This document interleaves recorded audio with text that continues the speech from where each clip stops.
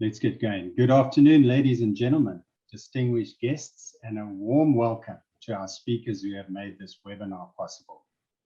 By way of introduction, I'm Neil Piper, the Head of Content for Messi Frankfurt, South Africa, and it gives me great pleasure to introduce our esteemed panel of speakers. First up, we've got Tommy Letsoa, who is an automotive sector specialist at Absa Bank. And Tommy is focused on wholesale, retail, and franchising sales in the automotive sector and the fuel sector. He provides related customer-specific financial and non-financial solutions. Then we've got Kutso Segoto. He's a director and a partner at Monitor Deloitte. It's a strategy consulting practice for Deloitte, and he has spent the last 14 years providing strategy consultation services to senior management of major organizations, focusing mostly on the automotive sector and energy resource and industrial sector. Then we go over to Edem Foley. She's the program manager, Uhilu e-mobility program, which is a multi-stakeholder collaborative program, which was initiated by the Technology Innovation Agency, focused on enabling, facilitating and mobilizing electric mobility in South Africa. And last but by no means least, we've got Vishay Robopal, the head renewable energy at Absa Group. Vishay is an electrical engineer specializing in energy and carbon reduction strategies using low-cost, high-return opportunities and energy management best practices. At Absa, he is responsible for the sector's strategy, customer value proposition, and achieving the growth targets aligned to the sector. Welcome speakers. Just to set the scene for today, Automechanika is the world's largest network of international B2B events for the automotive aftermarket, which includes events in over 17 countries. Automechanika has launched a new digital format for the international audience with a focus on industry and trade. Under the motto, Let's Talk Business, a series of panel discussions on current topics with international key players, associations, and other relevant industry stakeholders. The series has been rolled out in many Messi Frankfurt subsidiaries around the world with great interest and international appeal. As we build to hosting Automechanika as a live in-person event at NASREC between the 15th to the 18th of March 2022, we will host 4 more webinars as a foundation to the event in partnership with Absa. The Let's Talk Business theme for today is sustainable automotive technologies and skills development. But before I start, can I please ask that any questions you have are posted in the Q&A tab at the bottom of your screen, and we'll answer many of those questions in the Q&A session towards the end of the webinar. We will be recording the webinar today, and we will try and get to as many questions as possible, but if we don't get to your questions, we will attend to them post the webinar. And then if I can also ask, in the comments session, what other topics do you feel should be covered under the Let's Talk Business banner? It's not specifically focused on a new technology, but rather the application of that technology to your businesses. If you can give that some thought during the webinar while we're all talking, going through everything today, we would love to hear from you. So please also just put that into the comments section. Thank you. And then I think it's time to get cracking. That's enough of me. And our first speaker for the day is Tommy Letsoa from Absa. He's the automotive sector specialist. Tommy, as always, it's a pleasure to host you, and over to you. No, thanks, Neil, and thanks to everyone there at home. And we really appreciate this opportunity to be in partnership with Mr. Frankfurt on Let's Talk Business. And the topic of today, it's one topic that is very close, I think, to all the South Africans, especially during the times of load sheddings and the COVID. So for us as automotive specialists or sectors and financiers of this industry, it's very important that we spend time understanding and seeing how we can solution for businesses, but then also for the end user. So this topic, it's one of those key topics where we are always trying to solution for that.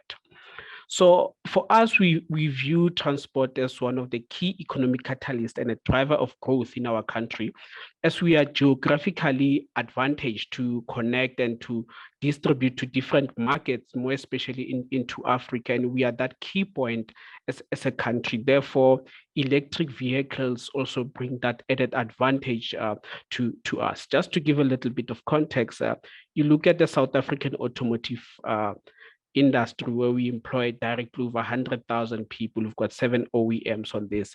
This industry or this sector on its own, it contributes to our GDP, and it's account for over 1/3 of the manufacturing sector and contributes just about 4.9% of the GDP. And when you look at it in context of the manufacturing sector, it's got over 19% of contribution into that. And with the knowledge and the skills that we have in South Africa and the components that we have seen the recent increase of demand in catalyst converters that reached new record highs, and this is driven by the EU region, and that's one of our major markets on that, and that gives us a key advantage, as most of our vehicles that are produced in South Africa by the 7 OEMs, over 60% of that, they get consumed more into your EU market on that. So for us, the investment into electric vehicles shows that different stakeholders, the whole supply chain, is confident that as South Africa will be able to deliver in terms of production of EV, and there is a market for that. One of the key things, obviously, we'll be looking at affordability that will be in the market. However, the changes that are happening there, it has a positive growth in our industry. We've seen recently one of the OEMs, they'll also be building their hybrid vehicles in South Africa, and that adds to their confidence that we have in the market. So the future of mobility in South Africa, it's an integrated one because of spatial issues where people stay and where people work. And with the green paper that is there on EV and our integrated plan in transport, there is a space for EV because we are looking at a very integrated transport system. And in the near future, we'll not be looking at only financing vehicles. We'll be looking at how you finance your vehicle and your house, because now it will be more of what will be the solution for energy. So once you reach to your financiers, we need to solution for energy. It's not only electric vehicles. And how will those two work? As the vehicles, we also view it as your future storage of energy, as you'll be charging at different points on that, as energy it's very key for us. For EV adoption for us, I think it's going to be fast-tracked in the next 10 years. We thought it will be somewhere in the future, but with everything that is happening in the next 10 years, we have seen the green paper going there. It's up for discussion, then it will be a white paper on that. So the adoption will be there. Obviously, the key things, it will be the affordability of that. When you look at the uptake of electric vehicles, we do agree that in South Africa, it has been low. You look at last year, we just only sold over 200 of hybrid models and just 100 of the pure electric vehicles on that. It's still slow. However, the appetite is there. It's just the issues of infrastructure reliability, which has been addressed by different partners within the supply chain for us. So the future of EV, it's very certain. It's just here in the near future. And with anything new, obviously, this is going to bring challenges and opportunities, especially for the aftermarket section on that. We look at one of the opportunities as South Africa, our car park is sitting at 12.7 million, and we've got cars that are aging on that. So we are going to have fleet replacement that will be due, and that will give us space to push the electric vehicles. We look at our taxi industry, almost every month there's about 50,000 taxis that come into play, and this is going to give the opportunity, especially for the aftermarket, and that gives us the right opportunity to talk about the skills that we'll need. And I'm definitely sure my colleagues will also be touching on that, because as part of skill in terms of electric vehicles, we'll all agree that we'll be looking at people that have specialists, what is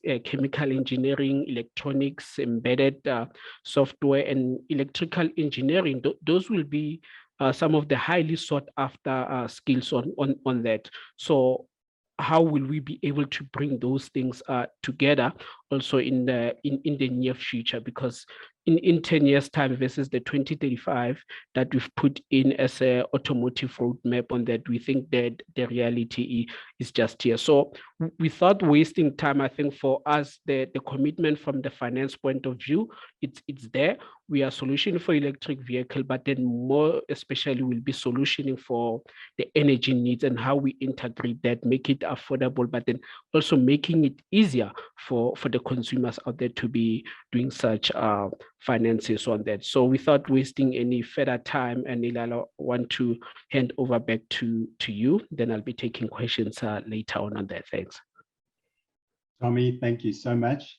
What a nice introduction. And let me just add that we are most grateful to be working with you guys on this very valuable program that we've put together under the banner called Let's Talk Business. And I think together we can find those integrated mobility solutions for businesses in energy. And I look forward to seeing how that 2035 automotive roadmap unfolds, because there's so much to be done in a short space of time. But thank you, Tom. We're most grateful. And ladies and gentlemen, on to our next speaker. That's Kutso Segloto. He's the director and partner at Monitor Deloitte. And I recently saw a presentation delivered by Kutso, and I was immediately impressed with his calm demeanor and immense knowledge on the topic we are covering today. That's why we immediately got on the blower, gave him a call, and he was delighted to be part of the panel. So Kutso, thank you so much for agreeing to be part of this today. And on that note, over to you. Thank you very much, Neil. And thank you also to our partners as Absa, who have made this to be a possible opportunity. And I think really an area that is of interest to all of us as we are dealing with, for example, the developments in the COP26. It is important for us to be looking at what role South Africa can play, not just in the adoption, but also in the value chain. And there is a role to play in that value chain, be it from a perspective of manufacturing, but also from an aftermarket perspective. So we'll therefore be focusing today on how we see the sector itself evolving. And then we will also talk about just in terms of translating those global trends to what they mean for South Africa, and particularly for skills. And in fact, this is a perspective that we will share that has been advised by a study that we've recently done on the global trends, particularly looking at the value chain and what technologies at the system level are likely to be evolving as we see a transition in terms of the powertrains. And we are also seeing a adoption of a lot more automated and autonomous vehicle roadmap. So really delighted to share with you our perspective on that. I'll just touch briefly on a couple of points around the global trends and what is being seen as the after-sales trends as well. We'll look in terms of how the numbers are looking in terms of the future of the value chain itself, and really break down the vehicle. It always helps to just go into the sub-elements of the vehicle and say, what does it mean for the various systems? What are the demand patterns? And what are the elements that still remain to be relevant despite a shift from ICEs into alternative, into the EVs and other alternative alternative power units. We'll then, of course, do a quick one around the key takeaways and what it means in terms of skills development. Without further ado, I think it's worthwhile to recognize where we're starting from a global perspective. We've definitely seen a reduction in terms of the global light vehicle sales. And we recognize that that's really been principally a result of the COVID. But with the global markets reopening, there is an expectation that there will be a bounce back. But I think what is also important to recognize is that in that very same time, we've also recognized a shift with the EVs, with, for example, the share price of a company like Tesla shooting up while the rest of the market remains on the same trend. And I think that this is a lead indicator in terms of where the EVs are going in comparison to the rest of the ICE-oriented vehicles. And I think with that appreciation, it then begs the question as to, are we seeing a full displacement of ICEs, or are we seeing a future that has got a blend of various technologies? And I think it's really on that front that it's worthwhile for us to look at what are some of the forecasted global trends. You will see that despite the reduction in volumes in the last 2 years or so, there's an expectation of a 30% global bounce in terms of demand, and then a steady increase from then on. But there's also an appreciation that as those volumes are going up, that the mix of technologies in terms of powertrains will certainly change. We currently have a major domination of ICEs, but if we look, for example, in terms of the Chinese market, there is a high adoption trend that we are already seeing, and in the long term, it is expected that that will be a market that potentially leads in terms of higher adoption of the alternative powertrains. Germany as well, if we look at it as well, being a indicator of a market, particularly for Europe, and then also looking at the North America free trading agreement countries that also we expect that they will see an increase in terms of the adoption of the alternative drivetrains. But you can see that the expectation isn't a full displacement, but certainly a reduction in terms of ICEs. And therefore, you would then say, what does this mean for the African continent? And I think what we should be expecting is potentially something in between. The trends that we are seeing in the East, the trends that we are seeing in North America and Germany, that there is an opportunity for the adoption. But I think given the context of our continent, that access to renewable energy, access to the charging network and the development of that, that would have to be established so that we can be able to have a adoption. So certainly an area that we do need to be able to take cognizance of as we progress, but cognizant again that ICEs will still form part of the powertrain mix for the near future.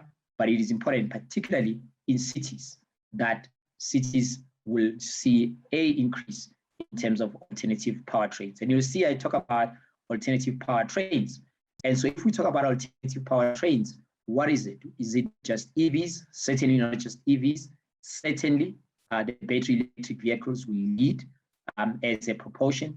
We will also have hybrid vehicles, but fuel cells are also being explored. And if we look particularly in terms of the transport sector, our expectation is that there will be a higher adoption of these alternative drivetrains, potentially even leading in terms of adoption in relation to the passenger vehicles. And you can appreciate why that would work in terms of transport network. If it's a bus network, you would have a depot structure, you have a predetermined route, you're able to plan in terms of recharging and how you manage the recharging algorithms and the combinations. So we expect that certainly there will be increased adoption. And again, this is no precise science. And that's why you'll see in our forecast, we're saying that there is a base case as well as a disruptive case. And the disruptive case is really where we expect much more rapid adoption in light of technological developments. But the conservative side, for example, seeing China going as high as 80% in terms of the alternatives. So that's really appreciating the fact that there is a shift. There is a recognition that US markets may not necessarily have a much higher adoption by 2035, but certainly they will be making up a significant portion of the new vehicles that will be making it onto the market. So certainly not necessarily a complete wipeout of ICEs, but definitely having a role to play as we proceed. Now, before we actually start saying what are the elements that we foresee, it's worthwhile to just look at the vehicle components clusters in terms of how they are broken up, because we'll talk about trends that we see. Many of the systems will continue to be relevant, be it we are in ICE or we are moving into alternative drivetrains. So definitely the ICE component or the subsystem itself will be an area of contestation. The area that we're also seeing that is under development is the advanced driver assistance systems and sensors. This is as there is an increased adoption of autonomous vehicles technologies and the infotainment and communications electronics, as the automotive manufacturers are looking at how they can be able to improve the value proposition of passenger vehicles. If we then start looking at it and saying we've looked at it obviously here from a risk perspective, if we then say which of these technologies or subsystems are having the higher level of risk being posed on them due to the shift in technologies, ICEs, of course, and exhaust systems that go with that will be, but the interior is also an area that is under massive changes, and not necessarily that it is going to be reduced, but that there is significant change in technologies.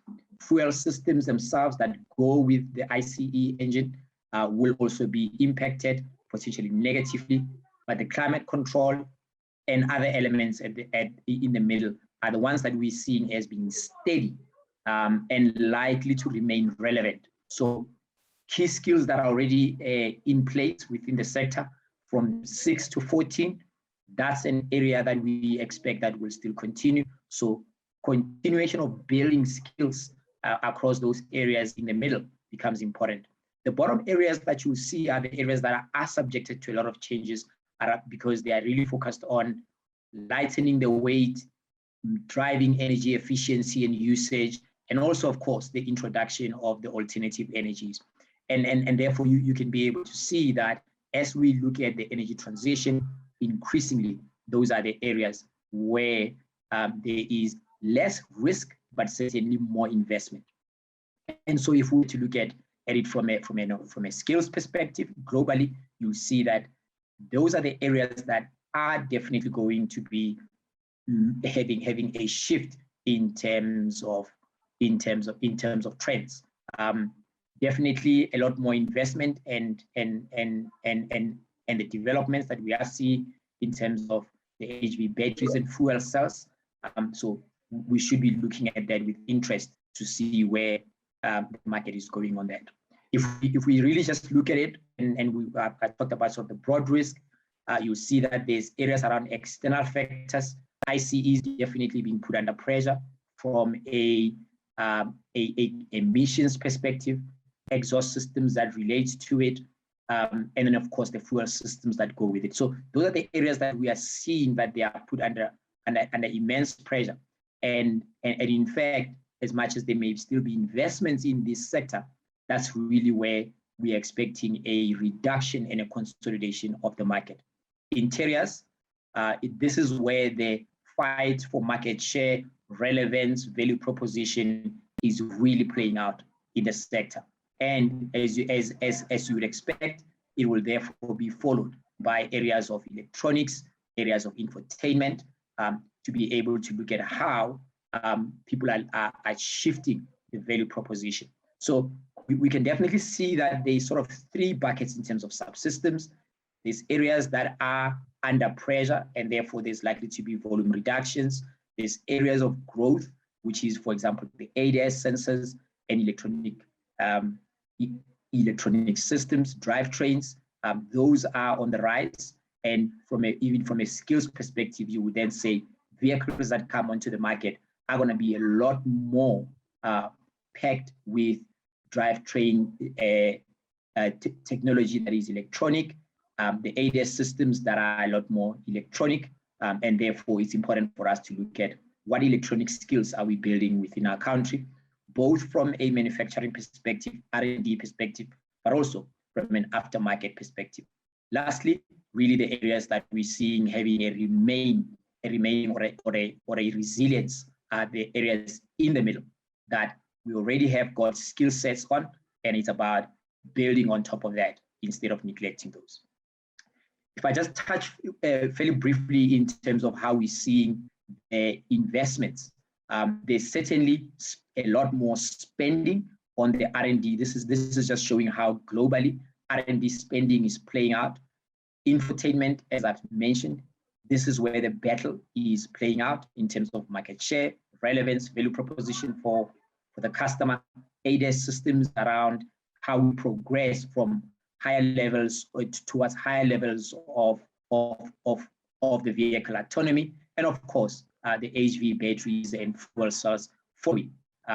So you can definitely see that it isn't just about the powertrain itself, it's everything that comes with it as well, and the electronics as well. So if you were to say, what are the areas where globally there's a lot more innovation, globally there's a lot more investment and trend of higher adoption, it isn't just the powertrain itself, it's also the electronic systems and everything else that comes with it.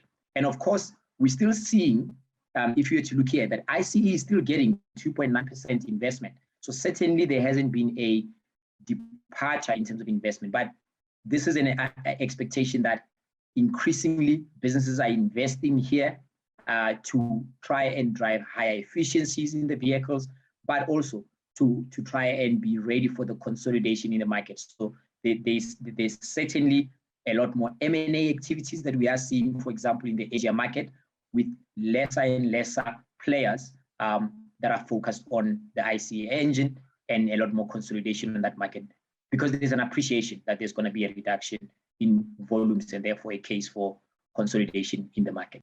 If we move further and therefore say, what are the key takeaways? Is that the ICE technologies themselves, despite having a questionable long-term outlook, they're still reporting an above average investment, 2.9% investment of global investment in terms of the sector. There's still a role for them to play, but we are expecting that any heavy investment in there is likely to be translating into a reduced return on investment, be it from an R&D perspective or from a skills perspective. So it's important for the sector, the industry, to start looking at how do we balance the investment in terms of skill set around ICEs versus preparing for the other areas of of the technologies. And what are those? The infotainment, certainly an area from an electronics perspective, seeing a higher share of R&D spending coming through from that space. We're seeing manufacturing, looking at the redesign of the value proposition for the automobile, and of course, really being an area of differentiation and continuous improvement. So for us, in terms of aftermarket, it's important to say, do we have a skill set to be able to support those vehicles, to be able to service from a parts perspective, that cluster of systems? And of course, in terms of the electronics and ADS systems, do we have the right skill set, again, to make sure that there is an increased adoption of the systems? And I think what you will see is that even for vehicles down the line that may not necessarily be having a full adoption of, for example, ICE, that may be hybrid as an example. You will see in a hybrid vehicle that is much higher packed with electronics and ADS and sensors. And therefore, it's important to be able to look at investments within that space. So those spaces, if we just look at them, if we just look electronics and ADS systems, account for 30% of patents globally within the sector. And therefore demonstrating that that's really where there's going to be a lot more sophistication, there's going to be a lot more innovation. And I think that's really the important aspect around where we need to be focusing as a country, where we need to be focusing as a sector to make sure that we are ready for the investments. So I'm going to park there and just allow for a transition into the next part of the presentation. Thank you very much. Yeah. Good, sir. Thank you so much for that. We appreciate that very much. There are a few things that I took from your presentation. Just the transition to an EV future is definitely, the adoption levels are growing worldwide. But I think the point you made is, what is the context for Africa and the roles that the role that renewables will play within the sector itself. And you know, you also touched on the skills development side, and I think that Edom is going to touch on that a little bit later. So I think that's really good that we focus on that, because that is a risk area for us right now as we sit, and because we're so focused on ICE at the moment. But the good news is, you know, just back to the renewable side, is that the government's raised that embedded generation project threshold from 1 megawatt to 100 megawatts. So the government is playing ball in that side of things. And I just see that in the next 5 years, the space is going to be an amazing place to see, and just to see where the vehicle market has gone and the number of EVs on our roads. It's going to be so much more than now. But Kutso, thank you so much. Thank you so much. Our next speaker, and if you can stop sharing there, Kutso, that would be great. Our next speaker, ladies and gentlemen, that we've got up is Vishay Ravipal, the head of renewable energy at Absa Group. And he's going to impart his years of energy and carbon reduction strategies by adding to the presentation that's just been delivered by Kutso. Vishay, welcome. And on that note, over to you. Thank you, Neil. I really do appreciate it. And thank you again for the opportunity to speak in this section today, as well as thank you for all those that have taken the time to join us. I really do appreciate it. You know, amongst various types of technologies that we focus on to help promote our shaping role in society, electric vehicles certainly does stand out. So today, my presentation is basically, I'll take you through an introduction, reiterate what my colleague Kutso had mentioned. I will touch on some of the barriers in terms of the uptake of solar and EVs as well as the drivers for the EV business case. I'll also touch on some sustainable solutions that can be adopted when it comes to alleviating some of the problems that has been mentioned many a times in today's session. And we'll take it through basically a comparison between the internal combustion engines compared to electric vehicles and where that cost of ownership lies. So just to give you an introduction and reiterate on what has been mentioned. So, you know, the cost of electric vehicles and the wider value chain year on year has improved affordability, and we've seen that. For the understanding from the current and forecasted total cost of ownership of electric vehicles is vital for any commuter and fleet owner to make decisions in terms of investing in electric vehicles, with the call on regulators, manufacturers, motoring associations, and banks to create policies and framework to support cleaner mobility drive. The last time that we faced something like this was when diesel vehicles became popular.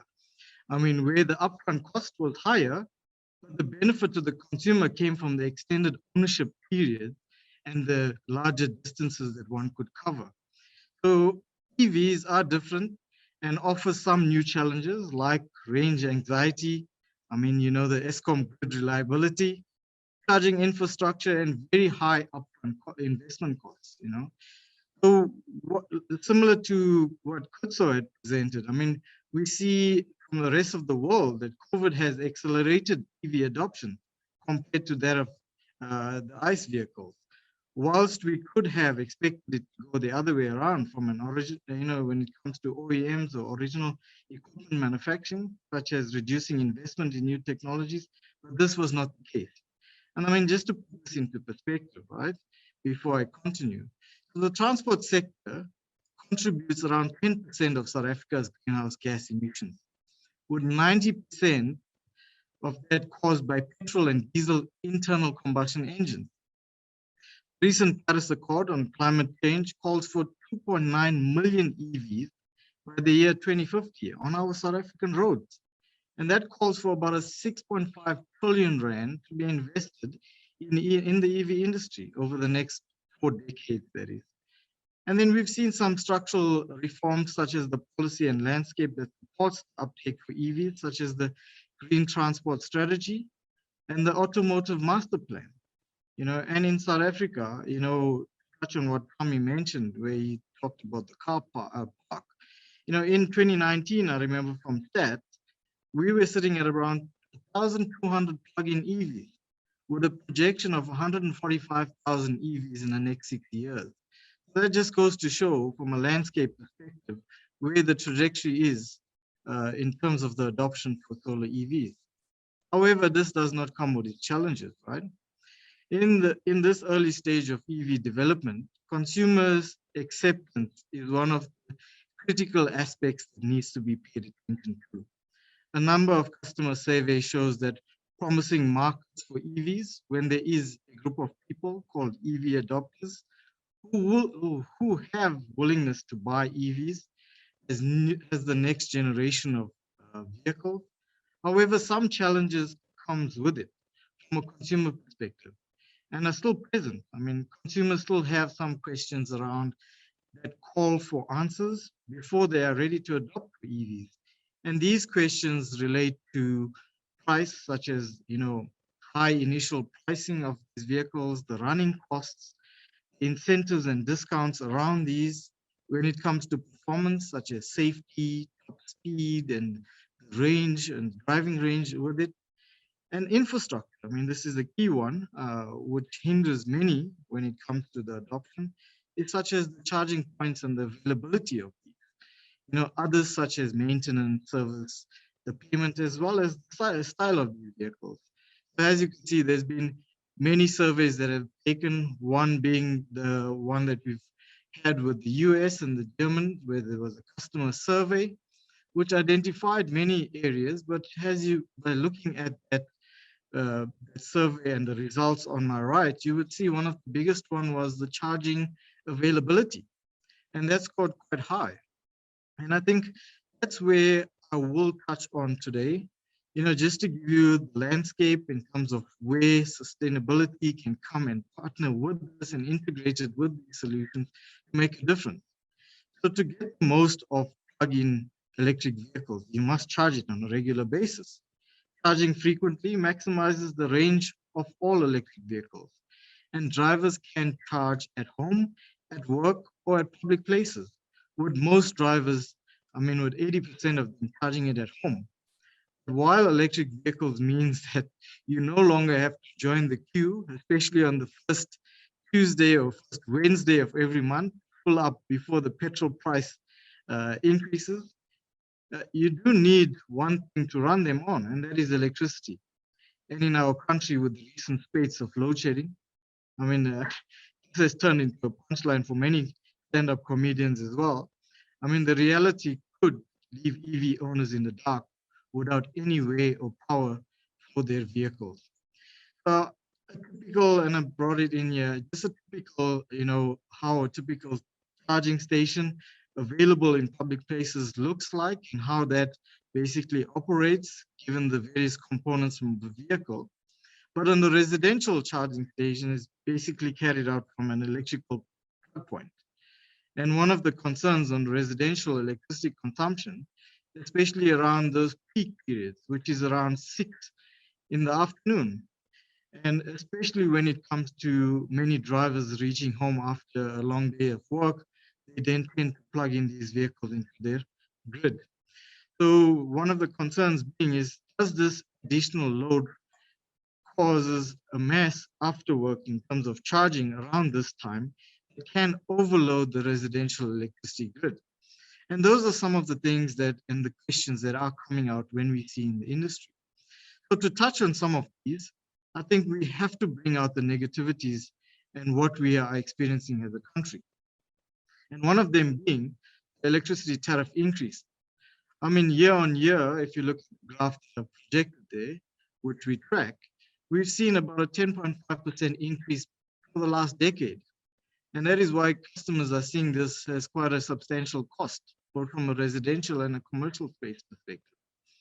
I mean, just taking the likes of this year alone, we've seen that the tariff increase was one of the highest at 15.63%.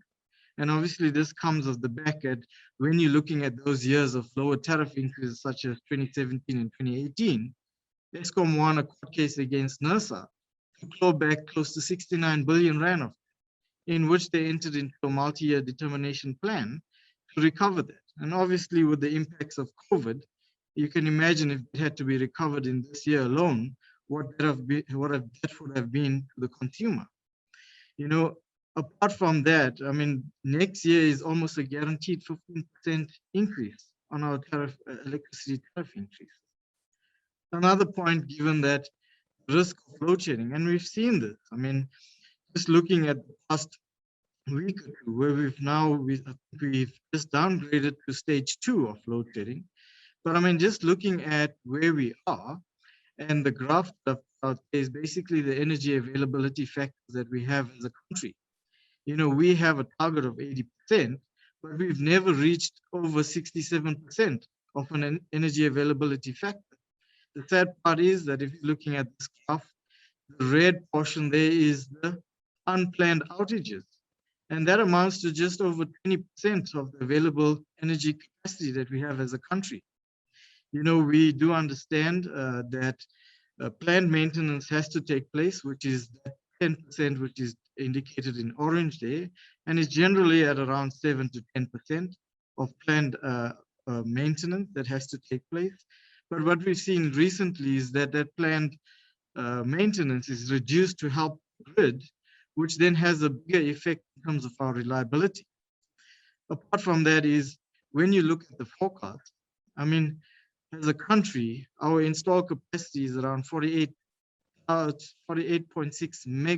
thousand megawatts as a country. But given the fact that I've mentioned that we've had almost just over 20% of unavailable capacity, that's close to 11 to 12,000 megawatts. And if you're looking at this projection and just focusing on that area where it's indicated in orange, that's basically the net availability capacity as a country. But you can see, and just to highlight here again, in 2019 as a country, we had the first ever was stage 6 of load shedding in December.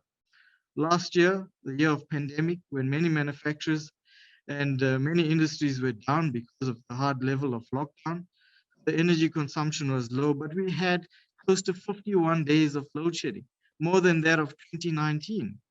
This year alone, we've surpassed that, and it's looking bleak for the year ahead. And we're not yet there in December. We're sitting at close to 58 days of load shedding already. So that paints a picture, and you can understand from a consumer perspective why the increase in terms of adoption when it comes to anything that's powered with electricity brings up that challenge. However, there is a light at the end of the tunnel, and that light is the sun that we have. So solar panels can be incorporated into some of these solutions to power those charging stations, and it's a great way to overcome what we're currently experiencing in an effort to take power to our home as well as have some kind of resilience. Where a modest home, consumes close to 30 kilowatts per a day, adding obviously an electric vehicle will increase that. But having solar to come and supplement that helps in terms of reducing the cost as well as keeping you and your vehicle powered during those times. So just to touch on why we see solar as one of the most viable options when coupled to electric vehicle chargers, and it's for many reasons as such, right? For the ease of installation, it's a more mature technology, and the reduced price of these technologies, as well as what Neil had brought up earlier, the supportive structural reform that we have as a country that supports solar. Apart from looking at the various components that the solar system has, incorporating a solar charger is as simple as just plugging it into your existing network and charging your electric vehicles. To touch on some of the drivers that we have as a country, just looking at this map that I'm projecting here, and that's basically the irradiation map as a country. We have what is known as the best irradiation as compared to many countries out there, and it is known as the sunlight per square meter that we do get in our country. Compared to any other parts like you would see, and if you had to relate, higher portions of where we get the highest irradiation as a country is obviously those areas that are concentrated with red, but not to hinder you and to showing you that those areas that are green, which is lower the worst portions in our country. But to put that into perspective, if we had to compare that to countries like Germany and Japan, who are the early adopters, we still get more energy in any parts of our country than theirs. And that just goes to show that, as a country, the support that we have from the sun and the amount of energy that we have to support our transition. Another support in terms of driver is decreasing cost of this solar installations. We see globally that solar is producing the cheapest form of power from any power source, and it continues to grow as prices continues to drop. And we've seen that drop since, if you're looking at the graph since around 2012, where there was a massive decrease in terms of the cost of these technologies, as many countries started to adopt renewable energy and solar itself. Just looking at the maroon line, that goes to show the increase in terms of the adoption. And this has definitely created some competitiveness out there in the space where we see has influences the cost of this technology. So as the global demand continues to grow, we see that this has been quite an area that has supported the industry in terms of the adoption for solar. And apart from that, a very important one when it comes to EVs, everyone asks about, do I have enough charging stations in the country? If I needed to do a long trip, how many times do I need to stop? What happens when I get stuck in an area that does not have a charging station for me to charge my vehicle? And just to show you here, this is basically in 2019, we recorded about 134 charging stations nationally. Currently, we're sitting at 250 charging stations. And that just goes to show the adoption and the increased emphasis when it comes to the landscape of supporting EVs as a country. You can travel anywhere in our country and you will find a spot in terms of electric charging points, be it whether it be at a service station or a mall. And you are seeing some areas such as, buildings that also have designated areas has charging stations as well. So obviously, from a regulation and law and policies can greatly influence this market as well and encourage the future to enhance public charging infrastructure. And I can tell you, if we visit this area by next year, that number of 250 will definitely increase. Reinforcing our local grid infrastructure and implementing charging schemes to enable residential charging stations without overloading the local grid obviously needs to be looked at to support this EV transition, as well as standardizing the interoperability of these charging infrastructure as well. So to put everything into perspective, and I know I said quite a mouthful, I mean, this is basically a comparison between the ICE vehicles as compared to electric vehicles. And those are some of the parameters that we've used to compare them. And, we've basically used the cost of electric vehicles as from a US market perspective. And I mean, in the US fuel and electricity cost, it costs less than half as much to travel the same distance in an EV than the conventional vehicle. So as a comparison here, we put together what the cost is of a vehicle as compared to an electric vehicle. We do understand that the cost of an electric vehicle is slightly higher than that of, the high premium cost of an internal combustion engine.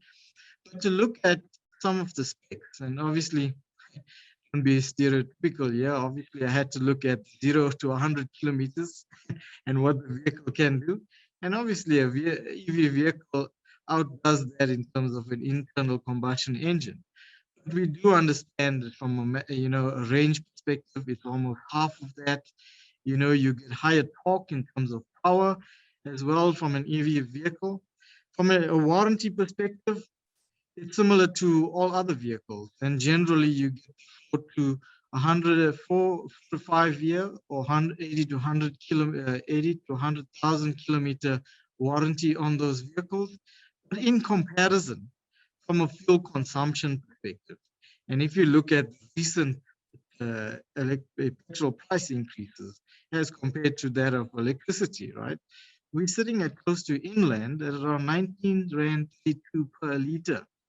Putting that in perspective, from an internal combustion vehicle with an average consumption, I mean, we are paying close to 1 Rand 10 cents per kilometer. As opposed to putting that and looking at electric vehicles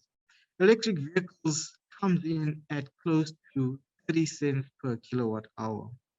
Although one might argue whether the model chosen in this example are indeed equivalent, the aim is rather to demonstrate the impact of higher purchase price compared to lower operating costs. The potential lower ownership costs of EV compared to ICE vehicles are confirmed. And this has been confirmed in many countries. I mean, Norway is close to 80% on electric vehicles. And this study just merely indicates that over a 10-year period, the average EV is 3.5% more affordable in terms of fuel and service costs rather than equivalent ICE counterparts. I mean, just looking at the financial consideration, the break-even point for these vehicles are close to 60,000 kilometers. And using the average kilometers that we travel as a South African, which is at around 15,000 to 20,000 kilometers per a year, that break-even point is close to 4 to 5 years, which then makes, beautiful sense in terms of adopting to EVs. But that's that from me, and thank you again, colleagues and attendees for the session. I'm now going to hand you back over to Neil. Much appreciated. Thank you so much, Vishay. Right at the beginning of your talk, I got a little bit worried there because you mentioned the D word, diesel, which made me worry. But just also listening to the press coming out now that petrol and diesel cars may be banned in Europe by 2035. And when you consider the massive exports that we make on the OEM side into Europe and the rest of the world, for petrol and diesel vehicles, it's a big concern for us. So we're going to have to adopt very, very quickly. You also spoke about the load shedding thing and the increase in tariffs and having a maximum of 60% availability on the grid. And that just highlights the role of renewables that they're going to play in the very, very short term. And with the drive towards that EV future that we're talking about, but the drive that's also stipulated at the recent COP26 that people move towards EV. So thank you very much, Vishay. That was very, very interesting. I appreciate your time and your efforts in putting that together. And on that note, we head off to our last speaker for the day. And it gives me great pleasure to introduce Edom Foley, the program manager for Uhilu e-mobility program. And she's going to tie it all together from a skills development perspective and how the industry is going to transition towards that EV future that we've all been talking about. So on that note, Edom, over to you.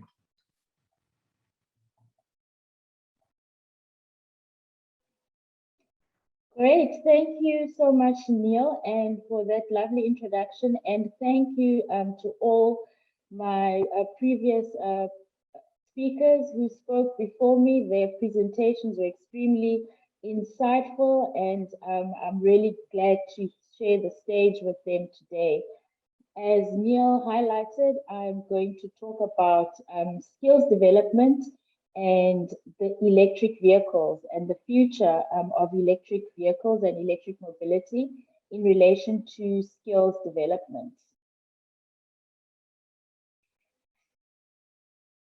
So the first thing we need to look at is to look at the electric mobility technology ecosystem from a practical point of view to try and tie in what my previous speakers so greatly spoke about.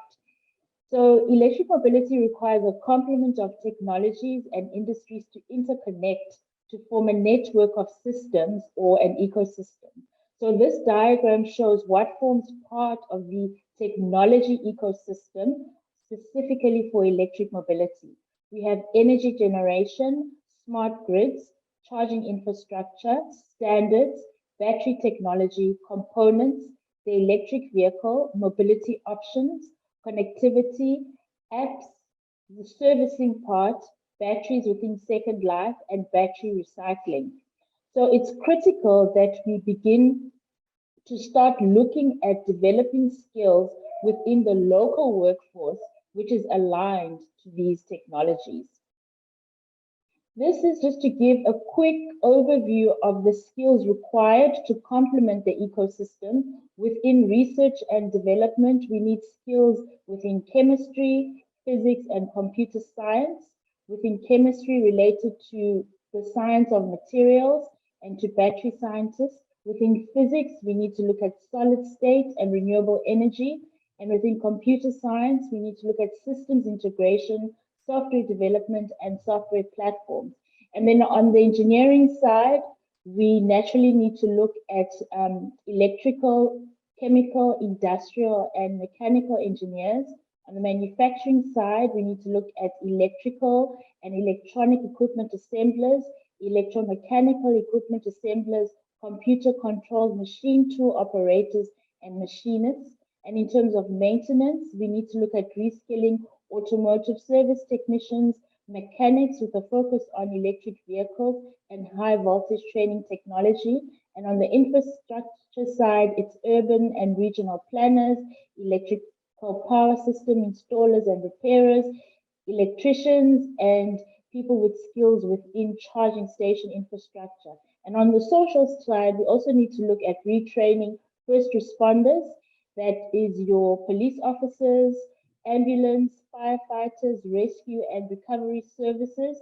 And also on the business side, we need to look at giving at least the basic level of electric vehicle knowledge to customer services representatives, people within sales, marketing, and entrepreneurship as well, because they would have to develop profitable business models within the various elements within the electric mobility ecosystem. And then this requires, practically speaking, a roadmap to a skilled and equipped workforce. And this requires subject matter experts, universities and TVET colleges together with industry to develop suitable curriculums and implement training programs to develop a skilled and equipped workforce.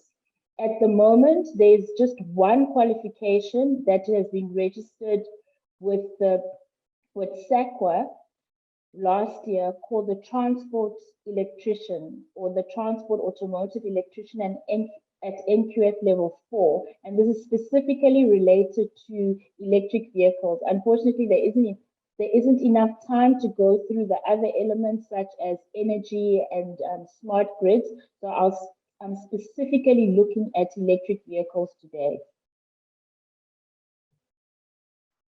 However, at this moment in time, more curriculum development is necessary. Otherwise, we will have to start playing catch up when it comes to training the workforce. So it's critical that we start now engaging with the subject matter experts, TVET colleges, universities, and industries to start developing the curriculum and training programs needed to equip the workforce so that we can, at least even as soon as next year, start beginning to train the workforce in relation to these technologies.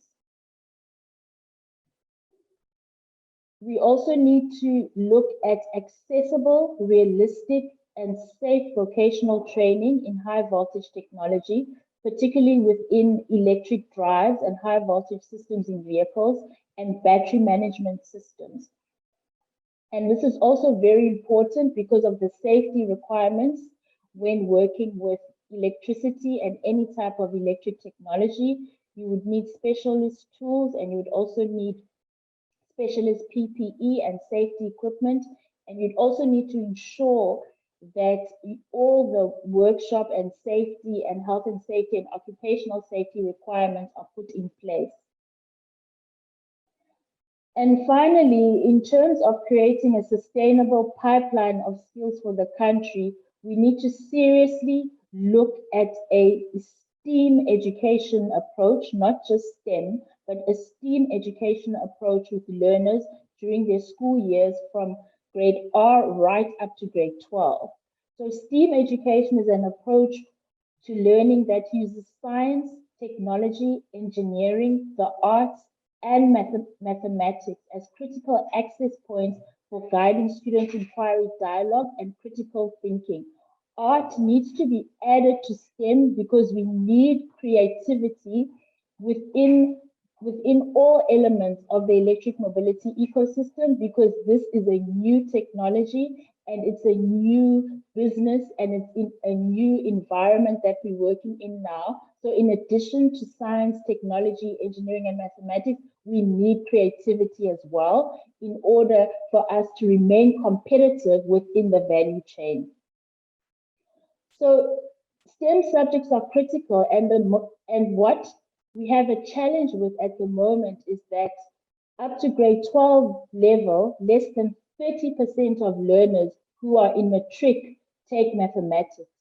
And what is also concerning is that if we want to grow the skills pipeline for electric mobility, we need to look at elevating the pass rate of the STEM subjects from 30% to at least 50%, because you at least need to have 50% of foundational knowledge in order for you to grow within this industry when you reach tertiary education. We do have a big challenge ahead, but I think it's doable if industry and subject matter experts and the education system work together to encourage learners to take the STEAM subjects in school, because this will form a foundation to future-proof the sustainable skills pipeline. Yes, there are people in industry now that do need to be retrained, and it's critical that we look at them. But in order to create a sustainable pipeline, we need to future-proof our education system. And just to give a brief overview of who we are and what we do, We are involved in government lobbying, industry engagement, enterprise development, pilot projects, thought leadership, and skills development. Our program's activities cover the entire ecosystem for electric mobility, which I spoke about earlier. And our facilities, which are housed within Nelson Mandela University in Gqeberha, offer accredited battery testing and materials characterization services, an electric vehicle system facility as a platform for skills development, and a smart grid ecosystem for testing, development, and demonstration projects. Our smart grid ecosystem facility is also available to test the interoperability of various OEMs equipment through solar energy generation, stationary energy storage using second life electric vehicle batteries, energy distribution through multiple charger networks of AC and DC fast chargers, and also vehicle to grid ancillary services, and an energy management system for IEC 61850 smart grid remote communications. Hope we still have time left for Q&As. If anyone wants to take the discussions further with me, Neil has my details, and I will happily take the discussions further. Thank you very much, ladies and gentlemen. Edem, no, thank you. And there's always time for Q&A, always. We always make time for that. So we're going to get to that now, and Tommy's going to host the Q&A session for us. But just off your presentation, Edem, it was very interesting that you raised the point on STEAM. I think that is critical, and really the importance of art. I think you stressed that. And it's critical that we drive art as part of our sustainable skills pipeline, like you mentioned. And then also just, I'm actually astounded that there's only one qualification available at NQF4 level. And it worries me, because are we already on the back foot? You know, are we already playing catch up with the rest of the world when it comes to skills development? You know, and these are the questions that we need to pose. And that's why we run these sessions called Let's Talk Business, to get the conversation going, to ask the difficult questions and apply the answers to those questions to our businesses. So on that note, Tommy, I'm going to hand over to you now and to the panel, and let's get through. I think there are quite a few questions that have come through. So thanks, Tommy, over to you. Okay, cool, thanks. And as the topic suggests, let's talk business. So we still have a few minutes left on that. So I suggest let's talk business. So I've got a question here, and I'll start with Edem on that, to say, I mean, at the rate that the change is happening versus before, when we looked at innovation, it took 10, 20 years and stuff, we are definitely sure that electric vehicles will be here. So from skills point of view, and looking at what we have here in South Africa, matriculates have started to ride, there is an electricity problem. So the question is, will we be ready to deliver those skills? If not, what are those things that we really need to do to make sure that we are still competitive from skills point of view? Thanks so much, Tommy. That's a very interesting question. In terms of matric, I think what we should do quickly is to engage with the leaders within the school sector to start encouraging their learners to at least take mathematics. It might be a little bit late for physics and chemistry, but they must at least start taking mathematics, and not just maths literacy, but pure mathematics. And I think there's still time. We can still catch up quickly. The issue is that, from my perspective, anyone can take STEAM subjects. It depends on the teacher and possibly the guardians, because anyone can take those subjects, and we need to try and get the fear out of learners that those subjects are difficult. And thanks about that. Yeah, everyone has a fear of numbers, but at the end of the day, I think we definitely need that. To Kudzo, I think one of the key questions, and based on your guys' extensive research, I mean, for South Africa, we understand that the public transport is the vein of this economy. It pushes the economy and stuff. From adoptability point of view, what is your view? Will they adopt fast? And if so, what can we expect from that point of view? Sure. So I think I'll talk maybe in terms of adaptability rather than predicting as to whether they will adopt fast or not. But I think there definitely is a higher opportunity. In fact, I know we talk a lot about what it means for the passenger vehicles, but in fact, the opportunity is better and much more easier to adopt in public transport, especially if you think about bus systems. So if you've got a bus network, various depots across town, it's fairly viable to be able to set up a network, to think about how the chargings are going to work across the grid, to think about how you plan your maintenance and support. So I think that's really where we want to be able to focus on. In fact, it will help with the further adoption in the passenger side as well. And now thanks on that. And definitely, as we have an integrated transport system, I think this will be very important and key for us. And to Vishay, I mean, I've seen your table there. You are almost predicting when load shedding is coming and not. Can you share with us, when people think about electric vehicle, I think for South African, the immediate reaction, we think about load shedding. How will these two work together or not work together? Will electric vehicles, I mean, work independently from the whole ESCOM and load shedding? Is there enough solar for us to adopt on that?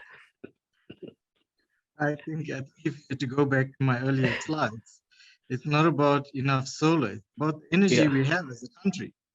You know, there's more than enough to satisfy many more countries like us as well, just in terms of South Africa's energy irradiation. You know, coupling those solutions in terms of a home or residential, I mean, it's as simple as merely plugging in a solar panel and generating from it. It's that easy. When it comes to looking at landscape, when you talked about load shedding table, you know, just to put things in perspective here again, we as a country, you know, we do not have enough capacity. We've recently had the closing of bid round 5, which will bring close to 11,800 megawatts of supply to help alleviate load shedding we have as a country. But that bid round 5 only closed last month. It's still another 2 to 3 years before those power generations can come online. So having said that, the fact that load shedding is with us today, it's still going to be with us in the next 2 to 3 years. So as individuals, how do we take our power back? How do we own that? Do we sit back and say that we're going to wait for this power to come online and to have a standstill in terms of our adoption from a greener future? Or do we take onus on ourselves to adopt these technologies? It's as simple. I mean, like I said, the adoption for solar, given the various factors that I've mentioned from a cost perspective, it has been, I mean, if you've seen that cost projections as well as where we're sitting at now, it has really come to a point where it could not be even more affordable. I understand the various types of solutions does come with its price, but you have to find those break-even points and what suits your requirements. I mean, a typical home at this moment in time for a 5 kilowatt system, you're looking at an average of about 60,000 Rand.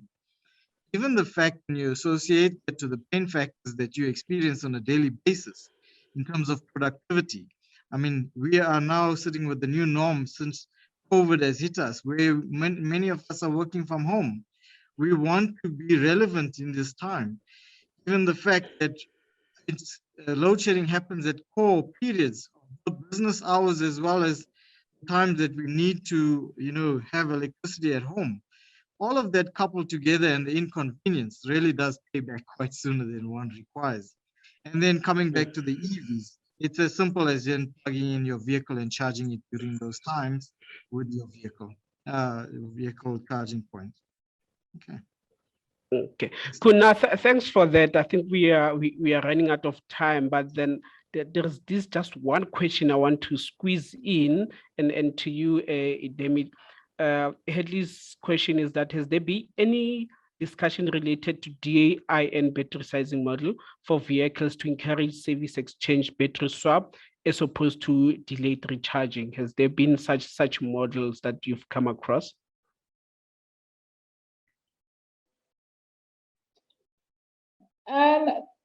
At this stage, no, not specifically in South Africa. I think the OEMs at this stage who produce electric vehicles have a warranty on their batteries for at least 7 years, depending on the vehicle manufacturer. So at this stage, there hasn't been a need for that. Yeah.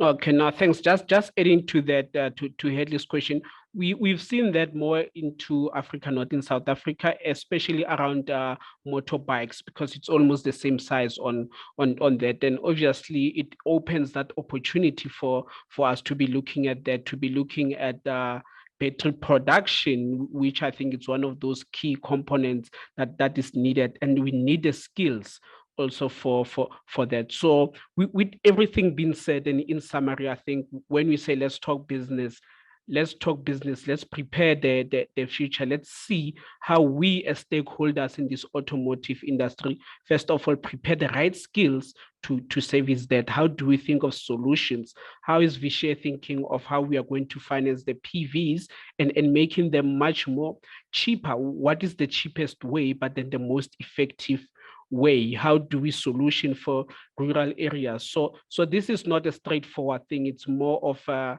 let's work together as teams, and for us as Absa, I think we are very close to this, to making sure that we've got the right people in the room and we are talking the right business for the future of South Africa, for us to be out of this load shedding and looking for alternatives, whether it's electricity, hydrogen, or all other energies.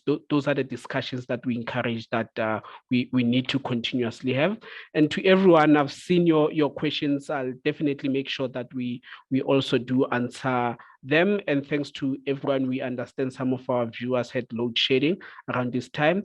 This is recorded, but then all the questions that we do have here will definitely answer them. And you can, Neil, you can share our contact details with everyone. We are more than willing to engage further on that. Thanks, and thanks to my colleagues. Tommy, thank you so much. And just on that note, I'd like to take this opportunity to thank you all for joining this Let's Talk Business session in association with Absa. I think today was really a good, robust discussion, and I think we're going to have more of them coming up. Like I mentioned, there are another 4 before we host our Automechanika live next year. And then to our speakers, just a huge thank you for expanding our knowledge base and for all your efforts in making today possible. So Eden, Tommy, Vishay, and Kutso, it's a pleasure to work with you guys today. And to everybody out there, thanks for joining us and take care. Only a pleasure. Thank you.